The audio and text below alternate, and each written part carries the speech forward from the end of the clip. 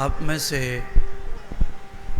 एक भी आदमी ऐसा नहीं है जिसे सुख शांति उन्नति विकास पसंद नहीं है।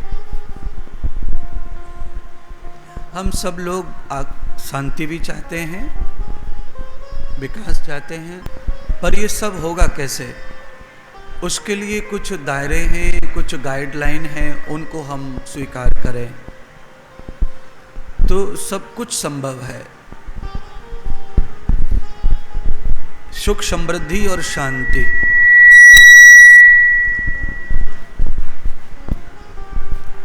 ये सब हमारे लिए ही है, हमें प्राप्त होगा।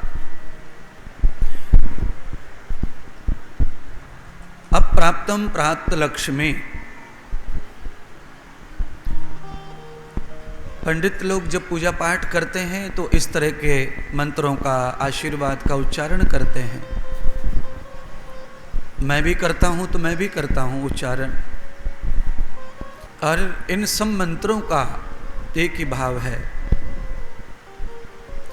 कि जो प्राप्त नहीं है वो भी प्राप्त हो यजमान को, कथा करने वाले को, पूजा करने वाले को, दान करने वाले को, कथा सुनने वाले को, माता पिता गुरुजनों के चरणों को सेवा देने वाले को ये प्राप्त हो। जो प्राप्त ना हो वो सब प्राप्त हो जाए, यानी कि असाधारण भी साधारण तरह से प्राप्त हो।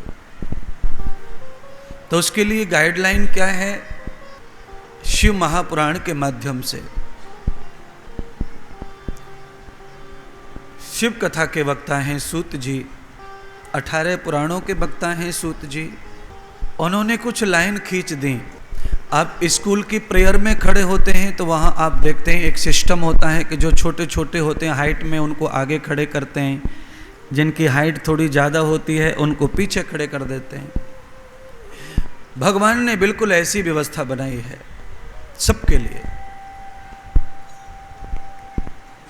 परमात्मा सिखाते हैं, भगवान कहते हैं, महात्मा बुद्ध कह रहे हैं अपने भक्त से, अपने शिष्यों से, समृद्धि चाहिए, शांति चाहिए, सुख चाहिए, प्रत्येक मनुष्य को चाहिए, पर उपलब्ध नहीं है, प्राप्त नहीं है।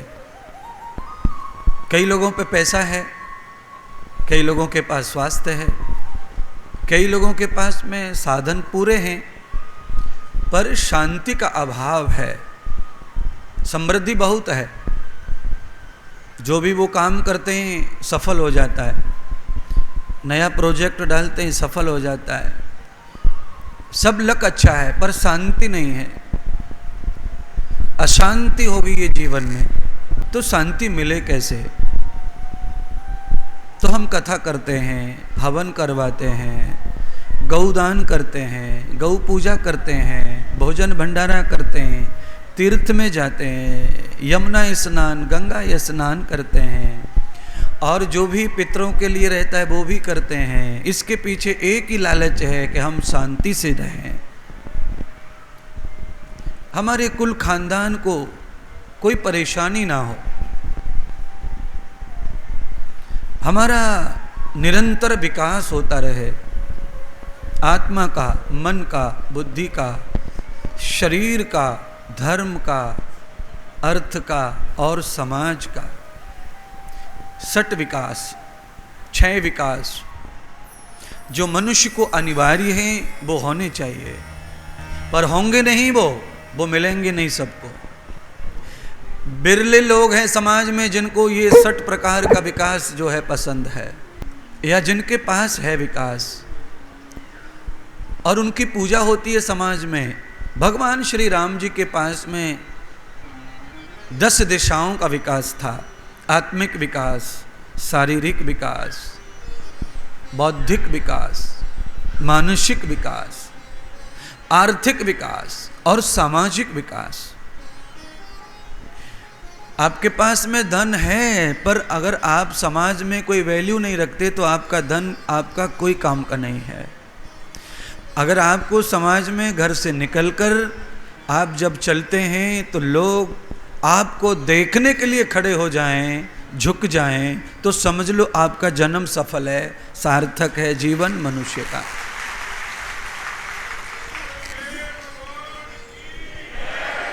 समाज में किसी के पास कोई जरूरत आने पर वो तुम्हारे पास आए तो समझना तुम्हारा जीवन सफल है।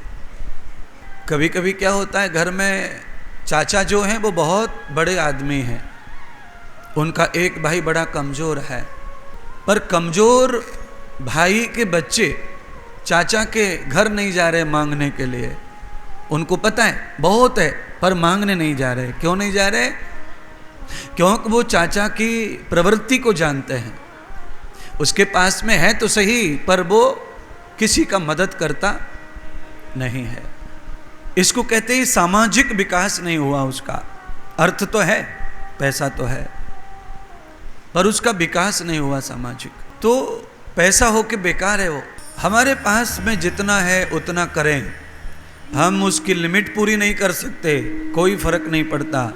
हमारी लिमिट कितनी है हम उतना ज़रूर मदद करें। उसकी लिमिट कितनी है वो ना सोचें।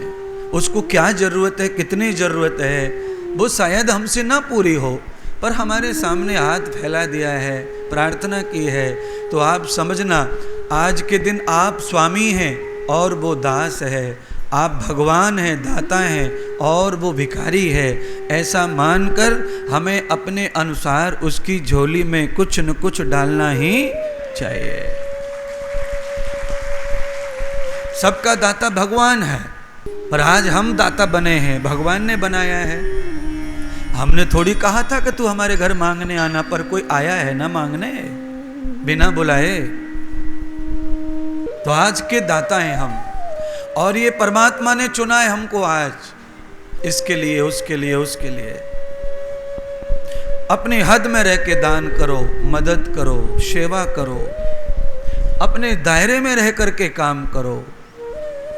हमारे पास नहीं है, दुनिया के पास में है, वो दे रहे हैं, ले रहे हैं, कर रहे हैं। आप भी कर रहे हैं अपने जैसा। दान का कंपटीशन नहीं है, सेवा का कंपटीशन नहीं है, पर ये दोनों अच्छी चीज है, करनी चाहिए। देख के किसी को अच्छी चीज करनी चाहिए, पर कितनी लिमिट वो अपने दायरे में रहकर करनी चाहिए। महात्मा बुद्ध अपने बुद्ध भिक्षु को कहते, अपने शिष्य को कहते हैं, अगर विकास चाहते हो, शांति चाहते हो, सुकून चाहते हो, सुख चाहते हो और निरंतर उन्नति चाहते हो, तो ऐसी जगह, ऐसे स्थान पर बैठो, ऐसे स्थान पर रहो, ऐसे स्थान पर जीवन बिताओ जहां रोजी रोटी चलती हो, जहां रोजी रोटी मिलती हो। जहां रोजी रोटी नहीं मिलती हो वहां कभी भी निवास नहीं करना चाहिए। एक नियम। दूसरा कहते हैं जहां विद्वान लोग रहते हों, जहां ज्ञानी लोग रहते हों, जहां मूर्ख ना रहते हों, वहां हमें निवास करना चाहिए, वहां रहना चाहिए। उससे हमारा विकास होता है और हमें समृद्धि, सुख मिलता है और शांति मिलती है।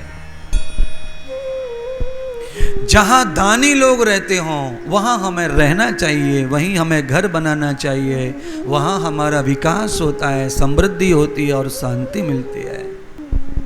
जहां इज्जतदार, जहां लाज रखने वाले लोग रहते हों वहां रहना चाहिए। ये 4 बात कही महात्मा ने अपने शिष्य को, और गुरु पूर्णिमा के निमित्त मैं भी अपने शिष्यों को ये 4 बार कह रहा हूं।